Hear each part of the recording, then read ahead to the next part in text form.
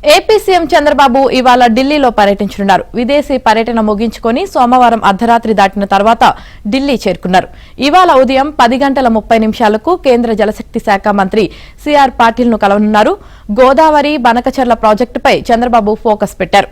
ఈ ప్రాజెక్టు వస్తే ఏపీ సస్యశ్యామలం అవుతుందని భావిస్తున్నారు. ఈ ప్రాజెక్టుపై ఇప్పటికే 16వ ఆర్థిక సంఘం చైర్మన్ అరవింద్ పనగారియాతో చర్చించారు. కేంద్ర ఆర్థిక మంత్రితో పాటు జలశక్తి శాఖ మంత్రిని కూడా కలవాలని కోరారు. పోలవరం ప్రాజెక్టు నిర్మాణం, నిర్వాసితులకు నష్టపరిహారం లాంటి అంశాలపై కూడా ఆయన సిఆర్ పాటిల్తో చర్చించనున్నారు. ఈ నేపథ్యంలో గోదావరి బనకచర్ల ప్రాజెక్టు చేపట్టే అంశంపై ప్రైవేట్ సంస్థలు, కేంద్ర రాష్ట ప్రభుత్వాలు కలిసి చేసే అంశంపై చర్చించనున్నారు.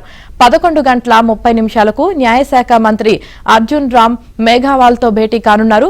కర్నూలులో హైకోర్టు బెంచ్తో పాటు ఇతర అంశాలపై కూడా చర్చించనున్నారు. హైకోర్టు బెంచ్ ఏర్పాటుకు సంబంధించి ఇప్పటికే ఏపీ ప్రభుత్వం కేంద్రానికి లేఖ రాసింది.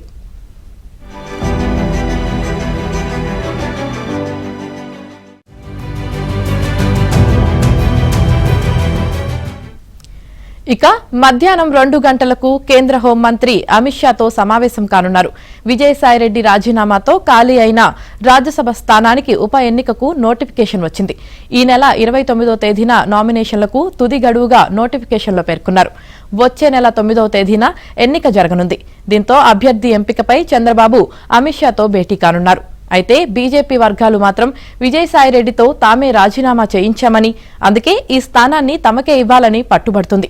2028 జూన్ వరకు విజయసాయిరెడ్డి పదవీకాలం ఉంది. 3 సంవత్సరాల పాటు పదవి ఉండటంతో ఈ స్థానం నుంచి బీజేపీ తమ అభ్యర్థిని రంగంలోకి దించుతుందని భావిస్తున్నారు. లేని పక్షంలో టీడీపీ తమ అభ్యర్థిని రంగంలోకి దించనుంది. దీంతో పాటు మే 2వ తేదీన ప్రధాని మోదీ అమరావతి పునర్నిర్మాణ పనులు ప్రారంభోత్సవానికి రానున్నారు.